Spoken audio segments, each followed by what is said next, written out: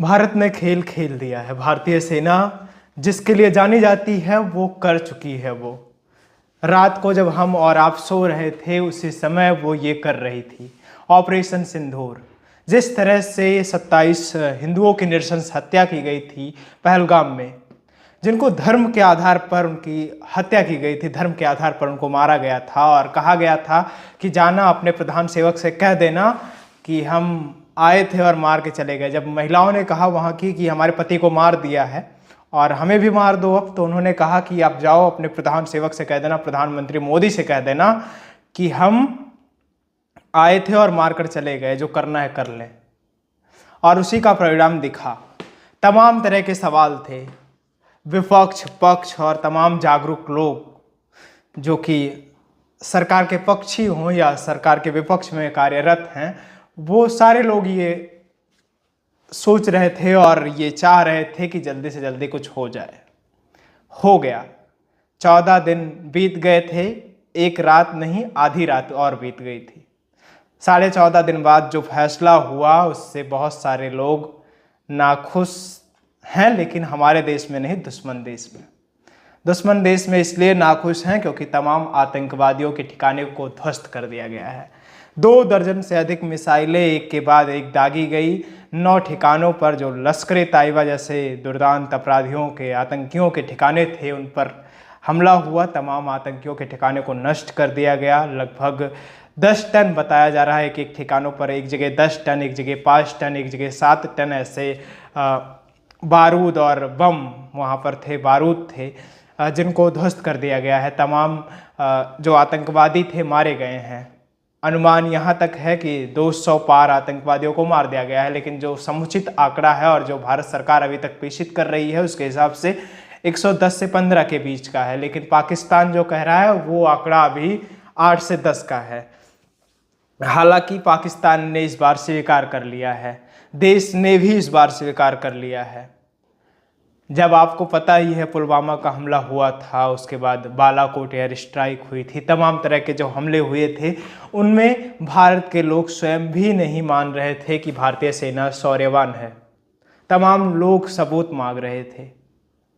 अभी भी उस सबूत को मांगते रहते हैं कुछ लोग, और समय समय पर उन सबूतों की आवश्यकता उनको पड़ती है। लेकिन आज जब ये पहलगाम के काउंटर में ऑपरेशन सिंदूर चलाया गया तो पूरा देश एक साथ खड़ा हुआ और किसी को कोई प्रमाण नहीं चाहिए, क्योंकि सब भारतीय सेना की शौर्यता पर पूरी तरह से भरोसेमंदी दिखा रहे हैं अपनी। ये इसलिए कह रहा हूँ क्योंकि जो भी अटैक होते थे, पाकिस्तान कभी दावा कर देता था कि कौवा पकड़ के ले गए हैं, कौवा मार के चले गए हैं भारत वाले, तो उस पे लोग मान जाते थे कि हाँ कौवा मार के लेकर गए हैं। लेकिन इस बार भारत ने कहा कि हम छोड़ेंगे नहीं, इस बार हम बताएंगे। तो फिर भारत ने रात को ट्वीट किया, भारत के तमाम रक्षा मंत्रालय ने ट्वीट किया, प्रधान सेवक ने ट्वीट किया और तमाम लोगों ने ट्वीट करके ये बताया कि हमने मार दिया है।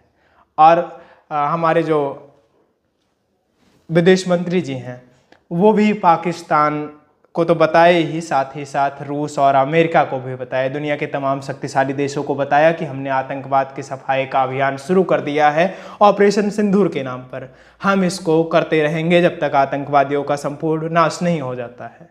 आपको बता दूं ये सिर्फ टेलर है, अभी ऑपरेशन सिंदूर पूरी तरह से बाकी है।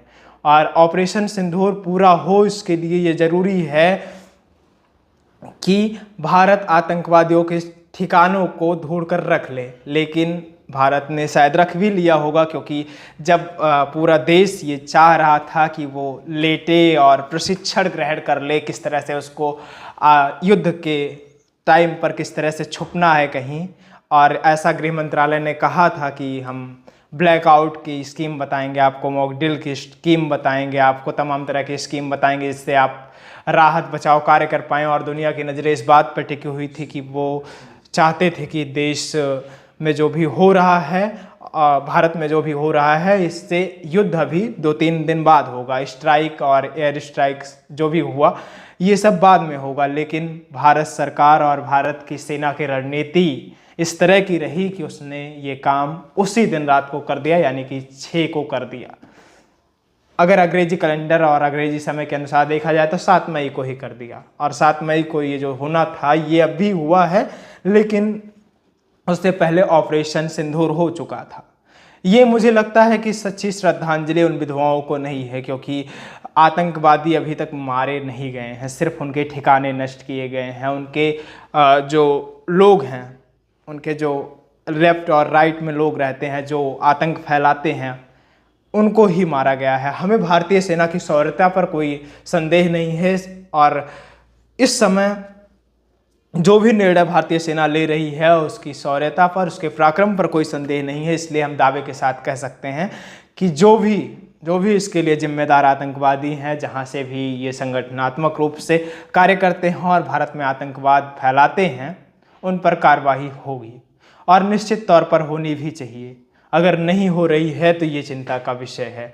ये सिर्फ टेलर है, ऐसा लोग कह रहे हैं, और मैं भी मानता हूँ कि इतने छोटे पैमाने पर आतंकवादी गतिविधि नहीं चलाई जा रही होगी।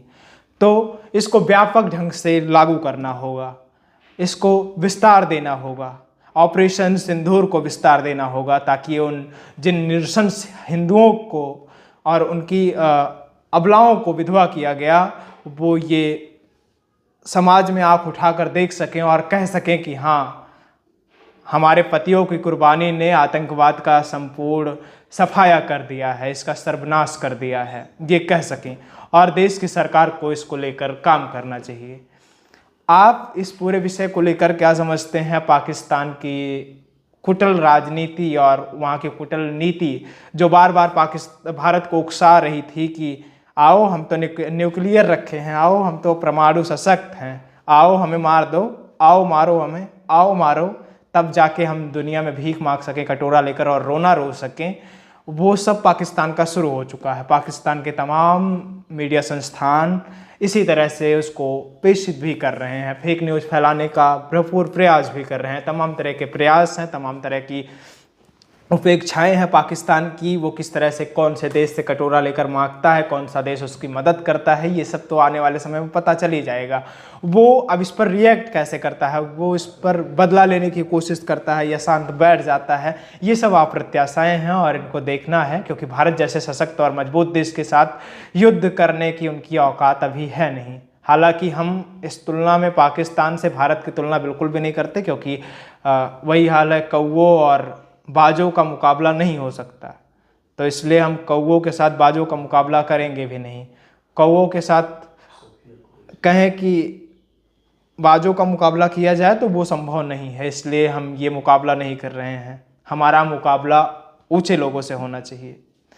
आप इसके विषय में क्या समझते हैं? और पाकिस्तान की इस कुटिल रणनीति, आतंकवाद को प्रेषित करने वाली राजनीति के विषय में, और जो वो भारत में आतंकवादी गतिविधि को अंजाम देता रहता है, उसके विषय में क्या समझते हैं?